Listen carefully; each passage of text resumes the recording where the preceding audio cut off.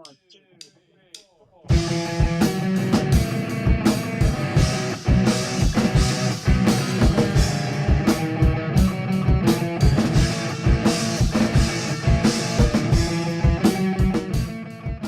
right, this is the Rixican Show. I am Rick Beery, your host. We have a cornhole tournament going on tonight at Rick's. Starts at 6 p.m. Every Tuesday. You can come on down and throw bags. And if you hear any noise in the background, that is them throwing bags. How do you know if a homeless guy is a Marine?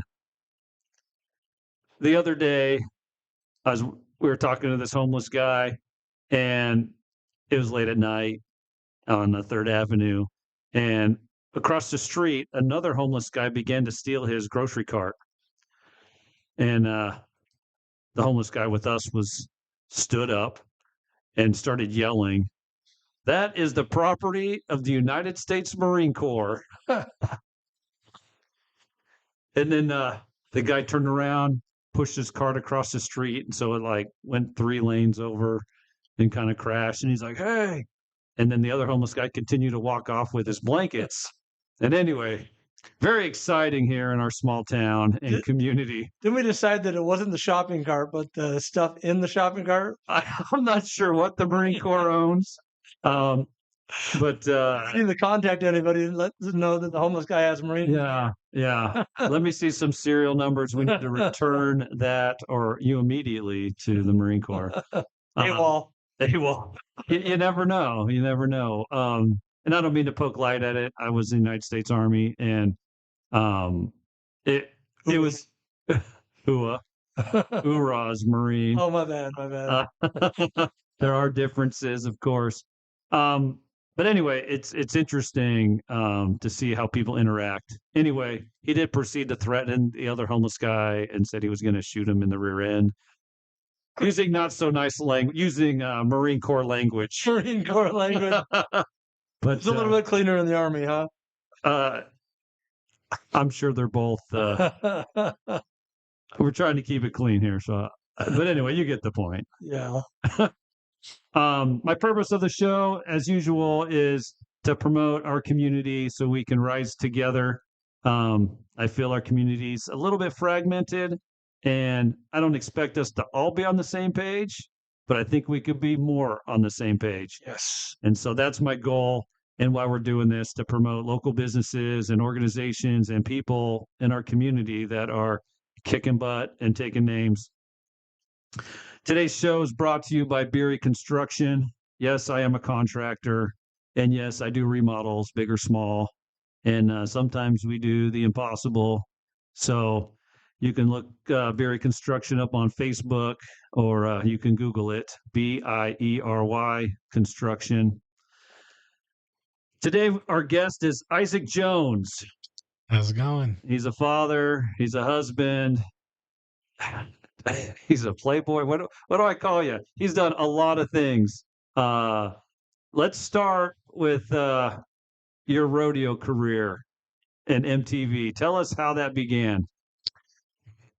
I was going up to WSU. I had just enrolled into college up there. I was excited. I was young. I was 20 years old. I was like, okay, we're going to get our life going. And after a long night of WSU-ness, as we call it, I woke up and I got on my computer. I was trying to download a thing. What was that? Nelly's new Sweatsuit album had just come out. Oh. And I was like, let me download this. And I was on MTV and I came across casting calls. I was like, oh, what is this? Try this out. Got on there, and there was, I think there was a casting call to Road Rules, Real World, and a thing called Made. And I was like, let's see. And I applied to all of them. And the Made one was, if we could make you into something that you've always wanted to be, that you've had a chance, that you haven't had a chance to do, we will do that. And so me being an athlete, baseball player and everything, I was like, I want to be a bull rider. I've always wanted to be a bull rider. It's a dream of mine. Yeah. Have you ever worked on a farm or handled them? My parents had a farm, but I mean, we just had chickens and cows. And, Can't really ride chickens, I don't think. yeah, we didn't have the bulls, but I just had that inside me. That's what I wanted to do. Wow, that is that's fun. That's fun. And when you're in college and young, you can take risks like that and do things. When you're married, would you be able to do that today? No, No. definitely not. So, what was it like to mount your first bull? It was an adrenaline rush. Like I can't even explain. I remember getting on and I was on the MTV show, and so they had cameras in my face and people asking me questions. You know, they wanted to see how I felt, and I was like, "Oh, I'm fine. I'm not worried. This is nothing." But inside, I was like, "Oh, can I really do this?" I was shaking. Did you last 8 seconds? My first bull, I did. Oh, I think the thing just walked out there. It was a joke, you know. They were like, they gave me this bull, and they opened the gate and it walked out, and I'm holding on, and Ready for you to start getting terrored. yeah, the cattle clowns came out and started milking it. You're like, this isn't a bull. I have run with the bulls in Costa Rica. We were at this rodeo, and because it's a third world country, I don't know what possessed us, but me and some friends, we climbed over the wall and we got down into the arena. Like they don't really allow that here. Yeah. We got into the arena, and it was good luck to run and put your hand on the bull's face. And so uh, it took me a few tries, but there's a technique to it because bulls don't turn left and right very fast. So you kind of do a rainbow. And so when you cross the bull's face, you're running perpendicular, then you kind of arc towards its rear end again. But it's a pretty exciting time to be young and dumb. I remember that. I was like, man, I should not be doing this, but let's do it. um, Would you do it now? would I do it now? Jeez, we'd have to flip a coin. I do have a small need for excitement. Isaac, are you an adrenaline junkie? I am. I'm very much in. Uh, and I think that was one thing that the bull riding kind of did to me. It took my adrenaline gland so high that I don't feel that much adrenaline anymore in things. So Life is boring now. Yeah, not in his life, guaranteed. I got to find more extreme things to do to try and meet that adrenaline rush of riding a bull. Yes. Have you done skydiving yet? That's one of my goals. Nobody wants to go with me, but I want to try it. So I don't know. I have skydived and I found it peaceful. Like I could have taken a nap up there on my way down. I'm like, this is so peaceful. Nice. Then the parachute opens and then you're like, oh. And then of course I got some guy hugging you from behind. So I was getting the back hug the whole time. Anyway, he does like the 180 donut and he does his little goofy tricks with you on the way down. And that part wasn't as comfortable. But the fall is just peaceful. But it's still like the unknown. There is a lot of always told me unknown. you wanted to be ridden bareback. I always wanted to be in a Western on a mountain. Whoa, wait a second. Yeah, all right. Good stuff. So you co-founded, I believe, with your wife, Advanced Learning Institute. Yes, that is my childcare and preschools that we run here in Moses Lake. We had two centers, one across from the Confluence Health, and the other one is up Juniper a little bit further. When COVID hit, things got a little sketchy, and them telling people to stay home and stuff, we had to sell one off. So we just have one now. A life has its curveballs, doesn't it? You're like COVID. And how do you prepare for something like that? You're in business, right? And you're like, life is happening and you can't control this. I mean, were you ever like, well, we'll be back in a few months. This will just pass. That's what we were hoping, but like at that point, the world was so unsure. It was like everybody was telling you this is what you had to do. That you had to have all this PPE, and that was another big charge that we had to get with and we stayed open due to the fact that we had first responders, children, and things like that. But if you weren't a first responder or a doctor or anything, you pretty much were told to keep your kids at home. Yeah, that's pretty tough. And as a business owner I've had several businesses before I ever made it to Moses Lake, but I had a business during 9/11, and there are things that happen in life that you cannot prepare for. And I couldn't understand why the financial system locked up. I couldn't understand why the investors ran like cockroaches. Like, life is happening, and COVID is kind of like one of those experiences where uh, things don't make sense and are happening. And if you're thinking about going into business, remember that stuff like this happens, and it's not easy. And there's surprises that uh, could come and get you. You're also a martial arts coach and compete in the MMA. I used to compete in MMA. Now I've been coaching for about 8 years. I have my team, Sacred Scars MMA, from here. Well, it's actually all over Grant County. I have people from everywhere. And then I also do a kids class and an anti-bullying class. Anti-bullying, and I did want to ask you some questions about that. Like, what do you think is bullying, and what do you think is not bullying? So that's what I like to tell the kids because that's there's a fine line. A kid calls you stupid doesn't mean you can go punch him in the face. So I got to tell these kids, I'm like, there's a difference between, just people saying mean things and actually getting bullied and being scared for your own safety. And so that's why when I train the kids, I tell them, I say, bullying is when you are in danger of physical harm.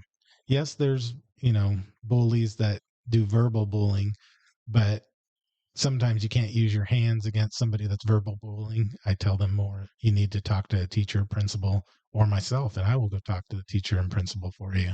Yeah, I know that I will tease my children, and they will be like, "Why you bully me? Why you bully them?" It like rolls off their tongue so fast. I'm like, "What are you talking about?" Like, I should be allowed to tease you. And my daughter definitely needed it.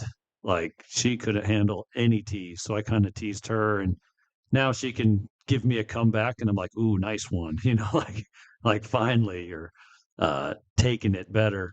Um, what's the difference between bullying and having like a hard life experience? Because like we're kind of, I feel we're meant to have difficulties in life, and some bullying might be good for growth. So I feel, yeah, some people have harder lives and it's builds character. It builds that perseverance to not give up, to not quit, things like that. Um, I had an experience in high school. I'll share this. I won't use any names, but I was in the boys' locker room and a guy grabbed me by my feet and lifted me up and put me into the garbage can. I was only like $1.99 soaking wet. Yeah. And I remember I climbed out of the garbage, and my younger brother, JJ, he was standing there. And I just remember making eye contact with him. I'd never felt so broke in my life. Yeah. And I see that's the type of bullying, that I feel like when somebody takes your humanity and says, I can outpower you and, you can't defend yourself. That's kind of the type of bullying that I'm talking about. Yeah. Yeah. Very good. Um, I guess I was fortunate. I think I played water polo, and um, there were people you just didn't mouth off to. Sometimes you leave yourself open if you have to have that comeback. And I noticed the ones that were mouthy sometimes got bullied more. Donnie's mouthy gets bullied all the time. That's how I learned to fight. Um, but I mean, they were, locker room and you're changing. They were, throwing you in the girls' locker room. Yeah, They were doing all sorts of stuff. And I noticed like that wasn't really my style. And when I was a senior, Some of the younger guys were like, "Hey, I think it's cool that you don't bully us like the guys above us did." And I was like, "Well, it's not my style," but like I remember that, there's that age and ego trip that was going on. But yeah, I'm like, I never threw anyone in the girls' locker room. It's crazy though. When I was in ninth grade, it was a customary thing to have ninth grade initiation. Yeah. Everybody knew on that day, like the seniors were coming after you. The hazing and so forth. Oh, yeah. There's that ego trip, but yeah, that was never my style. But I did enjoy teasing people or whatever, I guess on the verbal side. But the physical side, I was like, no, that's not cool. I would not want that done to me. Um, did you have a childhood nickname? Yes, I did. They called me Sack Sack. and Ike. I was Ike and Sack. That's my two nicknames. Hmm. Can we explain? In high school, well, I think it was middle school, the teacher, there was a sub and she wrote my name ISAC. And so everybody was like, hey, it's Isaac. I just dropped the I and left the sack. I guess that makes sense. What was the other one? Ike. Ike. Yeah. Isaac and Ike. It's like two people. Do you have multiple personalities? I believe I do. I have the gentle side, and then I have Not gentle side. Yeah. Yeah.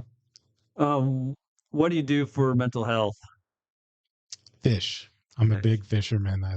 When I'm out on the lake fishing, all my worries go away. I'm able to just block out all the troubles of the world. And I'm a good fisherman, so I don't get skunked much. So it feels good. I'm a terrible fisherman. Might have to learn something. What's your favorite restaurant in Moses Lake? Favorite restaurant, probably Enzo's. Yeah. I like that when they came in. Dino, he's actually one of the sponsors of our gym. Yeah. A very good guy. He's always helping out, and he's been with us since the start. So That's awesome. BJ owned that with them too. I believe he's the manager out there. Yeah. Yes. Awesome. Shout out to Enzo's. If you could see something come into Moses Lake, what would it be?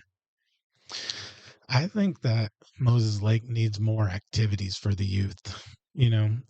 There's a lot of private stuff that, people do, but there's so many kids that don't have anything to do and don't have, $20 or $40 a month that they can put down to go and, join a gym or do, activities that are fun. Well, I guess they got the rec center. Someone just told me that the new rec center is pretty nice out there on Broadway. Yep. Yeah, by the ice rink. Yep, by the ice rink. I haven't been out there myself, but Yeah.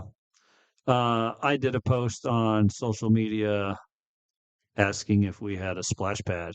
Do you know what those are? never heard of it. A splash pad? Oh, weird. So it is basically a kid playground sprinkler system. You've probably seen them. The water park has like a tiny one, but there's no pool. All it does is has like squirt guns and different things that squirt up.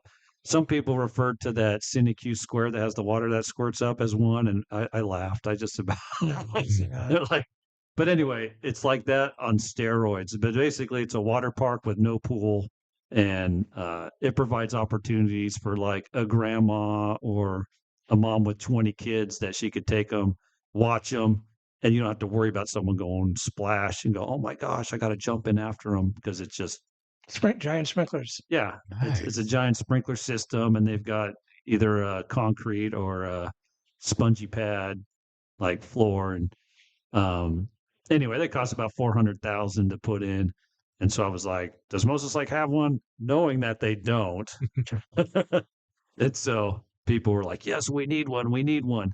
I also thought of like a discovery center. Have you been to those little like hands-on places for kids? Yes, I've seen those.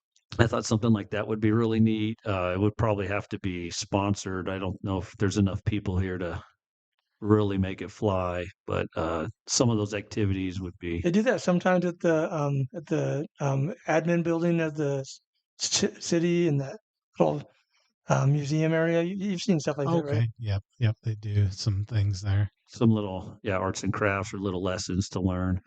Um, but yeah, it's tough to get all the information out there and get people educated on what's happening. But yeah, lots of more kid activities. I agree, and I think most people would with you. How do we find you? So I'm on Instagram under Sacred Scars MMA. I'm under Coach Jones 509. I have two different accounts on Instagram. I also have my personal under Isaac Jones on Facebook. But I do a lot of my posting there. That's where a lot of people find me. I've been here for 42 years in Moses Lake, so somebody knows me some way or another. So if people want to get a hold of me, or I get a lot of reference people like, hey, this kid is getting bullied at school. Can you help him out? And I've never turned anyone away. I had a question I wanted to ask if that's okay, Rick. But before I do, I just want to remind folks that please like, subscribe, and share. You can find the Rixican Show on just about any social media. Our main feed is on Rumble, rumble.com. You can download the app. We'll have links on here as well too. Any other social media platform, just put in Rixican Show. That's Rix I Can Show, RICKSICAN. But anyway, the question I have is, we didn't really talk about your fighters. Have you taken any fighter from super amateur into like any pro fights or anything? Yeah, I've taken quite a few guys from the amateur level to the professional level. Um, What would you say stands out in that?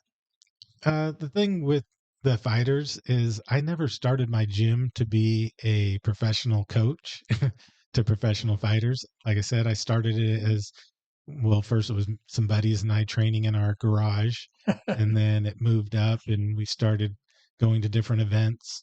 Um, I have Jimmy Molina, Michael Northup.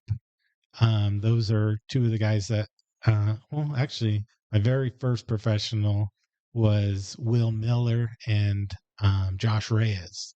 And those guys, we all traveled and fought together. And then they went pro. I never did go pro. I, one of my fights, I was, I was winning. It was actually at the Pillar Rock, and I was punching this guy in the face.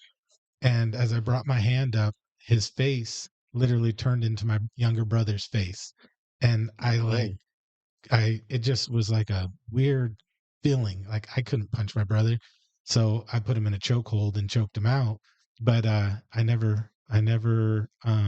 lost that killer instinct, You got to yeah, have that to be a fighter. You got to want to hurt people. You can't not want to hurt people because that's yeah, the yeah, sport. So once I lost, I just knew that nope, this isn't what I yeah. want to be doing. I think that was like a small miracle that happened that changed the direction of your life, or just a mental I thing. think it was God telling me, hey, I got other things for you. Because yeah, the It's type of amazing. person I am, I push it. I would have gone to the professional level. I would have pushed it all the way as far as I could, but that was just the nope. And As you're preparing for a fight, and since you're coaching guys and you've been a fighter, how intense are those workouts? I mean, I kind of know the answer, but how intense are they? so it's really as intense as the guys want to make it, So sometimes back in the day, we'd have 20 to 30 guys in the gym and they'd be moving through sparring. Some guys would go really hard.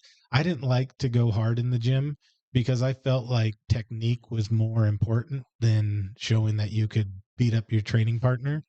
So, I tried to, as much as I could, tell the guys, hey, let's just take it light. Let's lighten it up a little bit, but some of the guys, yeah, they really like to go hard in there. I've had broken noses, dislocated fingers, a kneecap one time got kicked into this guy's quad, and that was weird. I had to grab his calf muscle and grab the kneecap and pull it, and it popped back into place. um, anyway, in the military, we did some. I was in a unique group, and we were doing some training, and we wouldn't do the standard fitness with the other military guys. We had our own specialized thing, and we would do like these, 3-4 minute drills that were just brutal. And then I would hold the pads for the guy to punch, as he did his burpees and running and doing all these exercises. And it was just like a running grind. I call them grinders. Um, anyway, we had a sergeant major curious, like, what are these guys doing? So he joins us, and it wasn't more than like 5 minutes. This guy's on his knees, and I was so proud that I'm like, yeah, I got a sergeant major on his knees. But it was in my mind, it's similar, for some of our or our all army fighters. Some of these drills we do, so that when you're in a competition, you can handle the exhaustion, because that's the purpose of it, was just to put you to exhaustion for 3-5 minutes. Then you get your 3-5 minutes rest while you're holding pads for the next guy. Then you're back in the grind. And after 30 minutes, you're like, I'm done. I'm going home. Before at that point, you're somewhat broken, and just because we're human, it's so hard to reach like your full potential. Everyone gets tired. In the military, they'd have us be doing push-ups like an air assault school, and average guys like 80 push-ups, 70, 80 push-ups.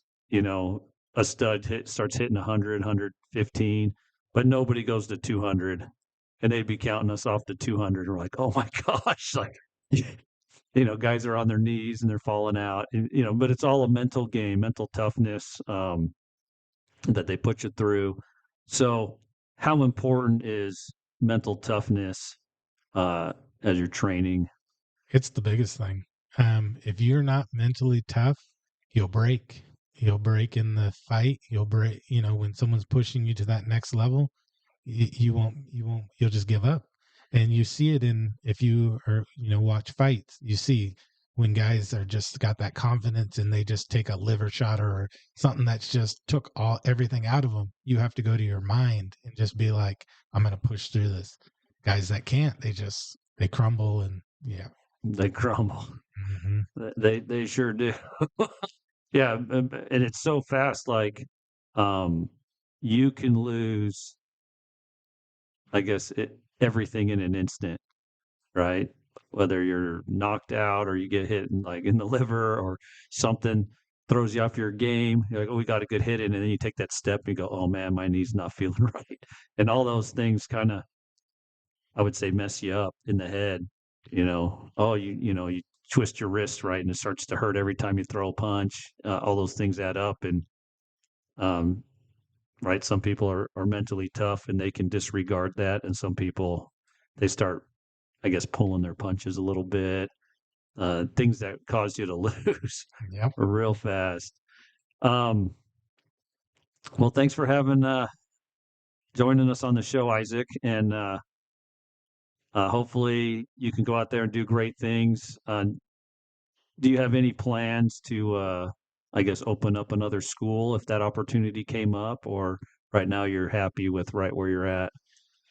I'm wearing a lot of hats right now. So I'm looking in the near future opening up a couple more childcare centers. The gym, I'm just focusing on the kids right now, bringing up. I've got my own son in there and daughters, and I'm working with them.